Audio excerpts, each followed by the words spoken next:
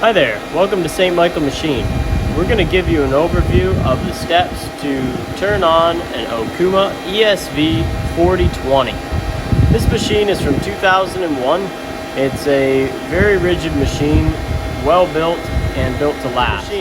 This is a step-by-step of how to turn on your Okuma ES4020.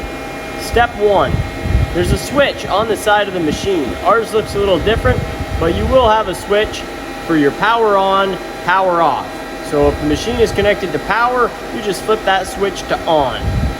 Then your second step is over here on the control. You head over to this control. This is the U10 M control. U10 is the Okuma control denotation. M is for a mill, L would be for a lathe. Then you go over to this button and step 2 is turn control on. At that point, the machine powers up.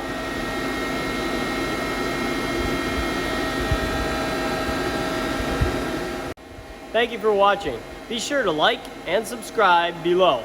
Our channel has great tips and great guides on how to run some CNC machine controllers and how to do all kinds of things in the machine shop.